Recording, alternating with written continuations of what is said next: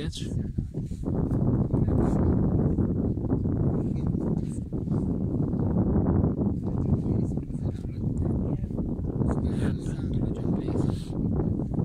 Pensare che pensasse Puglia, che lei è organizzata.